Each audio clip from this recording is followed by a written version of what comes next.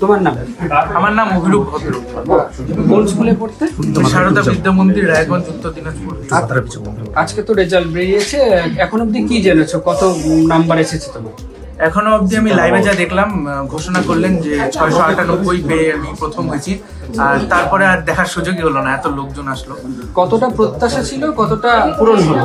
পরীক্ষা দিয়ে আমি জানতাম যে ভালো হয়েছে, র্যাঙ্কের আসার মতোই হয়েছে পরীক্ষা, কিন্তু তাই যে প্রথম হব এটা কখনোই আশা করিনি, তাই আজকে বেশ ভালো লাগছে।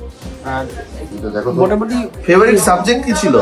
ফেভারিট সাবজেক্ট আমার দুটো ছিল, একটা ফিজিক্যাল সায়েন্স আর একটা হিস্ট্রি। আচ্ছা, আর কি পড়াশোনা ছাড়া আর কি ভালো লাগতো? পড়াশোনা ছাড়া আমি মানে বই পড়তাম, একাডেমিক্সের বাইরে মনীষীদের বই পড়তাম, সিনেমা দেখতাম। হ্যাঁ, কোন মনীষী সব থেকে প্রিয়? স্বামী বিবেকানন্দ নিঃসন্দেহে। আচ্ছা, আর কোন সিনেমা সব থেকে প্রিয়? ট্রিপল আর, হ্যাঁ, ট্রিপল আর, আর 2022। আচ্ছা। ক্রিকেট হ্যাঁ, কতটা প্রিয়? ক্রিকেট ভালো, কিন্তু হচ্ছে ক্রিকেট নিয়মিত দেখতে গেলে পড়াশোনার সঙ্গে কম্প্রোমাইজ করতে হয়, তাই আমি শুধু সময় পেলেই দেখতাম। আর বিশ্বকাপ হলো যে কয়েকদিন আগে, সেটা দেখেছিলাম ফাইনাল। তোমার এই সাফল্যের পেছনে কার অবদান সবচেয়ে বেশি? আমার এই সাফল্যের পিছনে অবশ্যই আমার মায়ের অবদানই সবচেয়ে বেশি। কেন? কারণ কি, আমার মাই আমার একা হাতে সব দায়িত্ব পালন করেছে, এবং পড়াশোনা সম্পর্কিত আমার যাবতীয় যা যা প্রয়োজন সব মা নিজেই জোগাড় করেছে। কখনো আমাকে ভাবতে দেয়নি যে আমার মানে আমাকে অনুপ্রাণিত করেছে। মানে কতক্ষণ পড়তে, পড়াশোনা কিভাবে করতে? আমি ঘড়ির সময় বেঁধে পড়তাম না, আমি আগের দিন রাত্রে যা প্ল্যান করে রাখতাম, পরের দিন কোন কাজ করতে হবে, সেই টার্গেটটা পূরণ না হওয়া পর্যন্ত আমি পড়তাম নির্দিষ্ট সময়। একেবারে রাজ্যে প্রথম, এই অনুভূতিটা কেমন? এই অনুভূতিটা সত্যি আশ্চর্যজনক, একটা শিহরণ অনুভূত হচ্ছে। মানে কখনোই আশা করিনি যে এত ভালো রেজাল্ট হতে পারে। স্কুলের ভূমিকার কেমন? স্কুলের ভূমিকা আমি আগে যেমন বললাম যে অনেকই ভালো ভূমিকা রয়েছে। স্কুল থেকে যে সমস্ত পদক্ষেপ গ্রহণ করা হয়েছিল তা আমাদের সকলকেই অনেক লাভবান করেছে। আগামী দিনে বড় হয়ে কি হতে চাও? বড় হয়ে আমি একজন সফটওয়্যার ইঞ্জিনিয়ার হতে চাইছি আপাতত, এবং সেই নিয়ে পড়াশোনা শুরু করেছি। আগামী যারা মাধ্যমিক মানুষ যা খায় আর কি বলবো। Favourite dish? বিরিয়ানি। আগামী দিনে যারা পরীক্ষা দেবে তাদেরকে কি বলবে? আগামী দিনে যারা পরীক্ষা দেবে তাদের উদ্দেশ্যে আমি একটাই কথা বলতে চাই যে প্রতিদিন পড়ো, ধারাবাহিকভাবে পড়ো। ডিসিপ্লিনটা নষ্ট হলে মেকআপ করা খুব মুশকিল। কতক্ষণ পড়তে তুমি? আমি বললাম যে সময় বেঁধে আমি করতাম না, আগের দিন যে টপিকটা স্থির করে রাখতাম সেটাই পরের দিন কমপ্লিট করার চেষ্টা করতাম।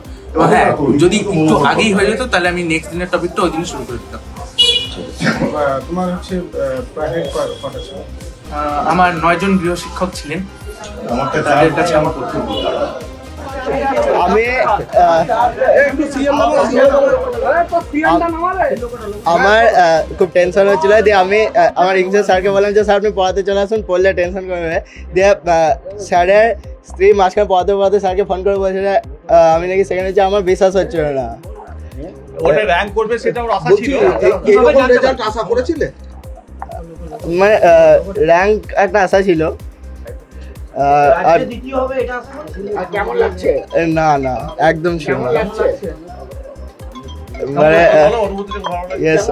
সারপ্রাইজিং, আমি নিজে সারপ্রাইজ হয়ে গেলাম। আচ্ছা, কৃতিত্ব কাকে দেবে?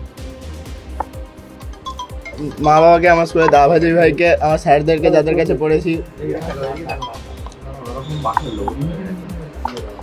কতক্ষণ পড়াশোনা করতে? ওই তো দিনে কতক্ষণ হবে, রোজ তো একই রকম হতো না। ওই কোয়ালিটি স্টাডি দিনে এবারে 4-5 ঘন্টা থেকে। আমার বাবা টিচার, পাঁচা হাই স্কুলের, এখন বাবা রিটায়ার করেছে।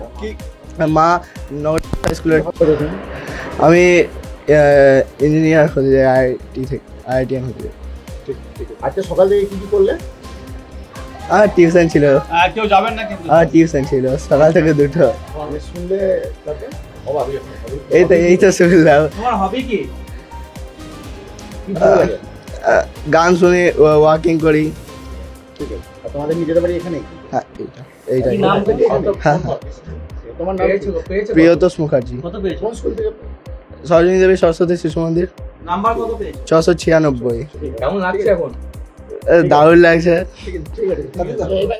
আমাদের ভিডিও ভালো লাগলে লাইক এবং শেয়ার করুন। কমেন্ট সেকশনে গিয়ে জানান আপনাদের মতামত। আরও ভিডিও পেতে আমাদের চ্যানেল সাবস্ক্রাইব করুন এবং প্রতি মুহূর্তে খবরের আপডেট পেতে প্রেস করুন বেল আইকন।